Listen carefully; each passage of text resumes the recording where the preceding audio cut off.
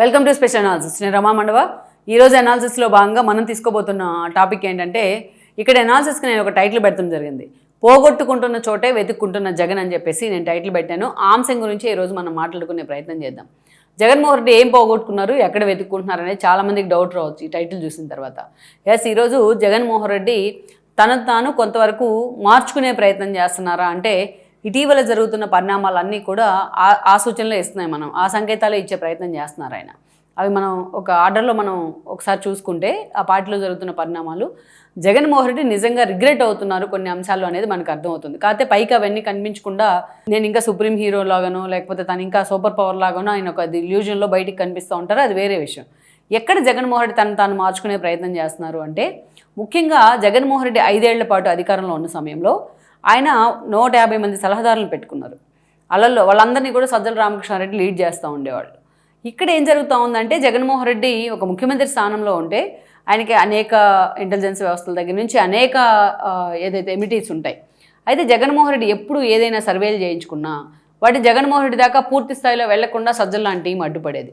ఆ 150 మంది సలహాదారులు అసలు పనిచేశారా, ఊరికే జీతాలు తీసుకున్నారనేది మనం పక్కన పెడితే, జగన్మోహన్ రెడ్డి వాళ్ళ సలహాలను పాటించిన సందర్భాలు లేవని మనం చెప్పుకోవచ్చు. ఇక ఫర్ ఎగ్జాంపుల్ చిలుకూరుపేటలో శ్రీకృష్ణదేవరాయలకి, విడుదల రజనీకి ఇష్యూస్ ఉన్నాయి, ఆధిపత్యపూర్వం నడుస్తుంది అనుకుందాం. ఆ ఇష్యూ జగన్మోహన్ రెడ్డి దగ్గరికి వెళ్దామని వాళ్ళు వస్తే జగన్మోహన్ రెడ్డి దగ్గర గేట్ దగ్గరే సజ్జల వాళ్ళని ఆపేసేవాళ్ళు. ఈయనే దాన్ని సాల్వ్ చేస్తున్నట్టు ఏదో హడావిడి చేసి వాళ్ళని పంపించేవాళ్ళు. అసలు సమస్య ఏంటి, ఆ సమస్య మూలాలు ఎక్కడున్నాయి అనేది జగన్మోహన్ రెడ్డికి తెలిసేది కాదు. ఇంటెలిజెన్స్ వాళ్ళు ఒక సర్వే చేయించుకొస్తే దాంట్లో ఏముందని వాళ్ళు చెప్పే లోపే సజ్జలు దాన్ని మానిటరింగ్ చేసి జగన్మోహన్ రెడ్డికి ఇంకా 4 వేసి చెప్పేవాళ్ళు. సో ఏది కూడా సజ్జల లాంటి వాళ్ళు ఒక లేయర్ లాగా జగన్మోహన్ రెడ్డికి అడ్డుపడే ప్రయత్నం చేశారు. ఇవన్నీ జగన్మోహన్ రెడ్డికి లాభించకపోగా పార్టీ మొత్తాన్ని కూడా డ్యామేజ్ చేశాయి. అసలు గ్రౌండ్ రియాలిటీస్లో ఏం జరుగుతుందో అనేది జగన్మోహన్ రెడ్డిని తెలియకుండా చేసి కమ్మేశారు సజ్జల లాంటి వాళ్ళు. ఈ సలహాదారులు కానీ, జగన్మోహన్ రెడ్డి దగ్గర ఉన్న కోర్ టీం కానీ, ఆ సీఎంఓలో ఉన్న అధికారులు కానీ చాలామంది. సో జగన్మోహన్ రెడ్డి చేసిన బ్లండర్స్ అవి. ఫర్ ఎగ్జాంపుల్ ఏదో కాన్స్టిట్యున్సీ నుంచి ఒక ఎంపీనో, ఒక మంత్రో, ఒక ఎమ్మెల్యేనో వస్తారు సమస్య చెప్పుకుందామని. వాళ్ళు గేట్ దగ్గరే ఆగిపోతారు, జగన్మోహన్ రెడ్డి దాకా వెళ్ళరు. చాలామంది ఆ రోజు టికెట్లు దక్కని వాళ్ళు, పార్టీలో ఓడిపోయిన వాళ్ళు, పార్టీ నుంచి బయటకు వచ్చిన వాళ్ళు ఇదే ఆరోపణ చేశారు. అందరు వేళ్ళు సజ్జల వైపే చూపించాయి, సారెడ్డి వైపు చూపించలా. సో జగన్మోహన్ రెడ్డి కూడా చాలా మంది తిట్లా, అందరూ సజ్జలానే తిట్టుకుంటూ వచ్చారు. సరే, అది మనం పక్కన పెడదాం. ఈరోజు జగన్మోహన్ రెడ్డి ప్రతిపక్షానికి పరిమితమైన తర్వాత 11 సీట్లకి నాకు చాలా ఏజ్ ఉంది, చంద్రబాబు నాయుడుకి ఏజ్ అయిపోయింది, నేను మళ్ళీ ముఖ్యమంత్రిని అవుతాను, మరో 30 ఏళ్ళు ఉండబోతానని చెప్పారు ఆయన డే 1. ఓకే, గుడ్ స్పిరిట్ అది. కానీ క్షేత్రస్థాయిలో వాస్తవానికి విరుద్ధంగా ఉన్నారు ఆయన. మాటకు ముందు తాడేపల్లి కంటే బెంగళూరులోనే ఎక్కువగా ఉండే ప్రయత్నం చేయడం, ఆల్మోస్ట్ వారానికి 6 రోజులు యలహంకలోనే ఉండే ప్రయత్నం చేయడం, ఒకరోజు ఏదైనా పార్టీ కార్యక్రమం నుంచి వచ్చి తాడేపల్లిలో కూర్చోవడం, ఇది జరుగుతూ వచ్చింది. పార్టీ ఓడిపోయిన తర్వాత అందరూ ఏమనుకున్నారంటే, జగన్మోహన్ రెడ్డి వస్తున్నారనుకొని చాలా తమ సొంత జేబుల్లో డబ్బులు ఖర్చు పెట్టుకున్న వాళ్ళు చాలామంది ఉన్నారు. వాళ్ళు అడ్డంగా ఇరుక్కుపోయినారు. కాంట్రాక్టులు చేసి ఉన్న వాళ్ళు చాలా ఇబ్బందులు పాలవుతూ ఉన్నారు. కొంతమంది రెడీ టు కమిట్ సూయిసైడ్స్ అన్నట్టుగా చాలామంది ఉన్నారు. అలాంటి వాళ్ళందరూ ఏమనుకున్నారంటే, తమను పిలిచి జగన్మోహన్ రెడ్డి మాట్లాడతారు, ఓడిపోయిన నేతల్ని కొంత ఓదారుస్తారు, ఏదో ఒక రూపంలో పార్టీ నుంచి వాళ్ళకి ఒక అండదండలు దక్కుతాయని చాలామంది ఆశించారు. కానీ గత 1.5 కాలంగా జగన్మోహన్ రెడ్డి ఎవరిని కలవాల, ఓదార్పు అనుకున్నారు, అది చేయలా. నియోజకవర్గాల్లో అన్ని నియోజకవర్గాల ఇన్ఛార్జిని కలుస్తాను, అది కలవాల.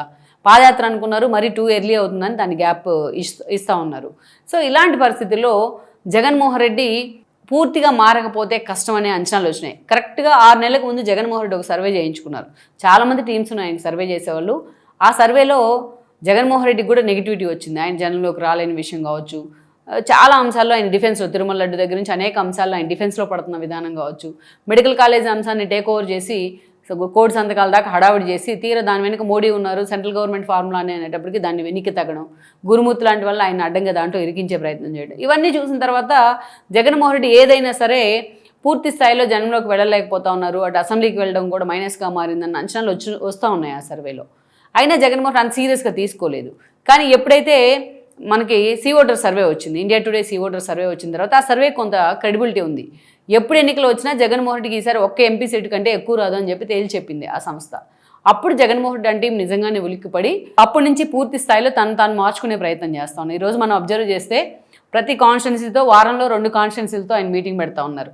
ఆ కాన్స్టిట్యున్సీ ప్రతినిధులను, అక్కడ ఇన్ఛార్జీలను, సమన్వయకర్తలను పిలుస్తూ ఉన్నారు. గుడ్. ఎందుకంటే అక్కడ సమస్యలు ఏంటో తెలుసుకునే ప్రయత్నం చేయడం, అదొకటి. ఇంకోటి ఏంటంటే, అసలు 1.5 year వరకు సమన్వయకర్తలు ఎవరున్నారు, ఇన్ఛార్జీలు ఎవరున్నారు, అసలు పనిచేస్తున్నారా లేదా ఉన్నవాళ్ళు అనేది జగన్మోహన్ రెడ్డి పట్టించుకోవాలి. సో ఆ అంశం మీద జగన్మోహన్ రెడ్డి ఇప్పుడు సీరియస్గా ఫోకస్ పెట్టి చాలా చోట్ల సమన్వయకర్తలో ఇన్ఛార్జీలు లేని చోట ఇన్ఛార్జీలు ప్రకటిస్తూ ఉన్నారు. ఒంగోలు సీటే అందుకు ఉదాహరణ. చెవిరెడ్డి జైలుకి వెళ్ళిన తర్వాత ఆ కాన్స్టిట్యున్సీని పట్టించుకునే వాళ్ళు లేకుండా పోయారు బాలినేని వెళ్ళిపోయిన తర్వాత. సో ఇప్పుడు చుండూరు రవి లాంటి వాళ్ళని అక్కడ పెట్టే ప్రయత్నం చేశారు. గుంటూరు వెస్ట్లోంచి విడుదల రజనీని తీసుకొచ్చి మళ్ళీ చిలుకూరుపేటలో పెట్టి ఇప్పుడు గుంటూరు వెస్ట్కి అంబటి రాంబాబుని పంపించే ప్రయత్నం చేశారు. అదొకటి. ఇంకోటి ఏంటంటే గత ఎన్నికలకు ముందు లాస్ట్ మీట్లో తనకు వ్యతిరేకత వస్తుందని అంచనాతో ఎక్స్పెరిమెంట్ చేసి అందరిని అటు ఇటు షఫుల్ చేసి గందరగోళం చేసి పడేశారు. అదే చాలా సగం ఓటమికి కారణం. అందుకని ఈసారి ముందు నుంచి కొత్త అభ్యర్థులను ఇంట్రడ్యూస్ చేయాలనుకుంటే ముందే చేస్తూ ఉన్నారు. 2.5 ఏళ్ల ముందే వాళ్ళని అక్కడ సమన్వయకర్తలుగా ఇన్ఛార్జీలుగా పెట్టే ప్రయత్నం చేస్తూ ఉన్నారు. అది ఇంకొకటి ఏంటంటే నేతలందరూ ఎప్పుడు అడిగినా అపాయింట్మెంట్ ఇచ్చే ప్రయత్నం చేస్తూ ఉన్నారు. అసలు జగన్మోహన్ రెడ్డి దగ్గరికి వెళ్ళడం కన్నా తిరుమల వెంకన్న వీఐపీ దర్శనం ఈజీ అనుకునేవాళ్ళు ఒకప్పుడు. అట్లాంటిది జగన్మోహన్ రెడ్డి ఎవరు ఏది మాట్లాడినా నా తాడేపల్లి గేట్లు తెరిచే ఉన్నాయి, మీరు ఎనీ టైం రావచ్చు అని చెప్పి ఎవరికి పడితే వాళ్ళకి నిజంగానే అపాయింట్మెంట్ ఇస్తూ ఉన్నారు. సోషల్ మీడియాలో చిన్న చిన్న కేసులు పెట్టించుకున్న వాళ్ళని కూడా పిలిచి మొత్తానికైతే వాళ్ళని ఓదార్చే ప్రయత్నం చేస్తూ ఉన్నారు. అండ్ ఇంకోటి ఏంటంటే నేతలతోని ఆ పార్టీలో ఒక కమిటీని కూడా ఏర్పాటు చేశారు అండర్ కరెంట్గా.